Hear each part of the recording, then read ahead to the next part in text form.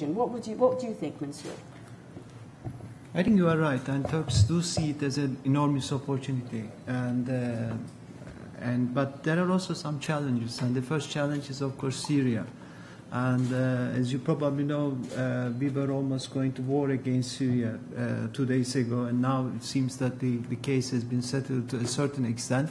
But there is a danger, and there is a challenge, and there was an artillery fire yesterday as well, and 7 rounds of artillery has been fired towards the Syrian positions. And according to the Turkish press reporting of today, 3 tanks and 1 artillery piece and some armored vehicles, and almost more than 10 Syrian soldiers have been killed by the artillery fire from Turkish side. But luckily there was an apology, and moreover the good news is that Turkey is not going to resort to war despite the parliament decision. And if they had decided to go to war, they would certainly call NATO on the basis of Article 5, not on the basis of Article 4. And the retaliation, according to the official doctrine of the current government, will be proportional.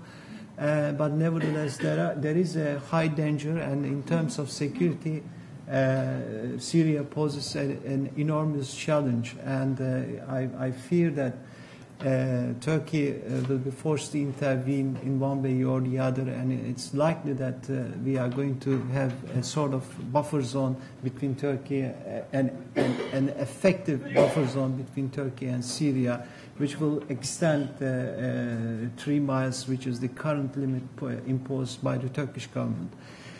But this is not the only challenge that we face. I mean, we can go to the details of Syria-Turkey relations in case you or if there is any question.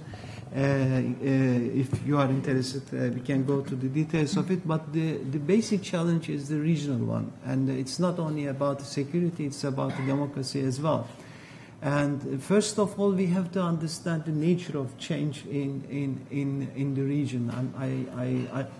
I fear that not too many people among us, including myself, do really understand the ontological nature of change, and also the geopolitical nature of change, economic nature of change, and the change in the balance of power in the region.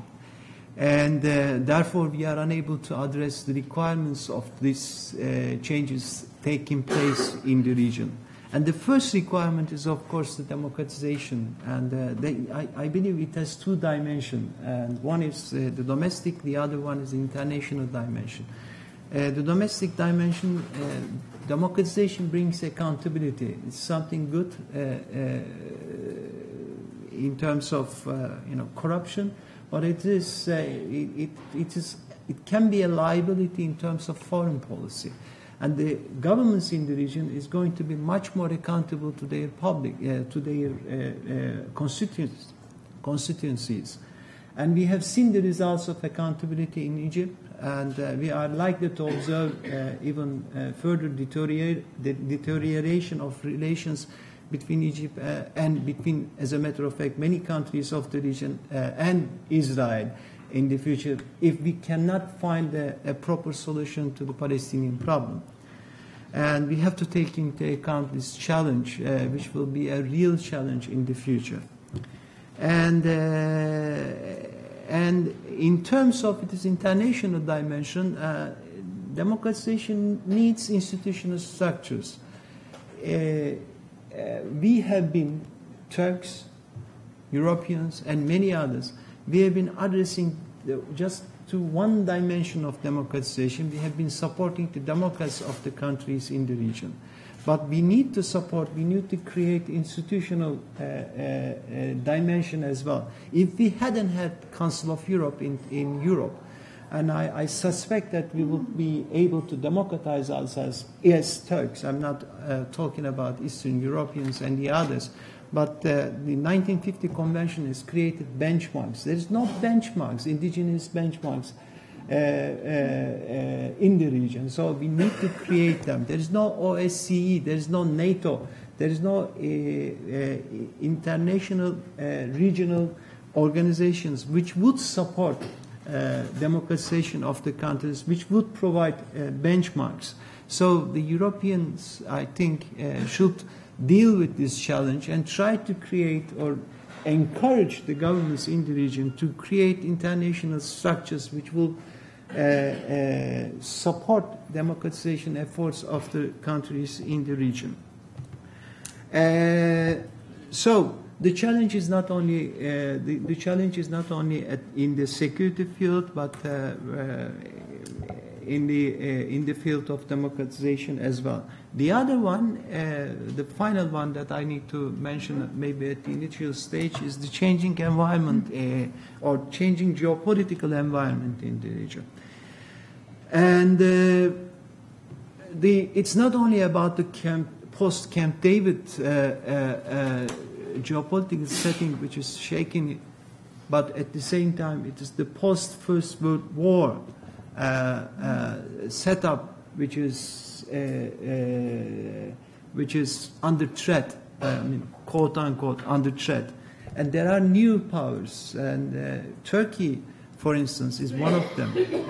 I'm not talking about Turkey simply because I'm from the country, but at the same time I'm observing the country. It has a different vision. Turkey has a different vision when it comes to the Middle East, and also enormous instruments which has not been at the disposal of any previous Turkish government before. And they are able to understand each other, first of all, and they are supporting the regime and changes taking place, and they have other instruments like schools, and just one single Muslim community has more than 1,500 schools all around the world, including primary schools, high schools, universities, and these are, transmitting the messages of Turkey and increasing the importance of the country. If you look at the perception of the Middle East, which is in the Middle East, in the Arab world, and I believe you have all seen this report, and Turkey is very much more appreciated than the European Union because of its policies towards the Arab Spring.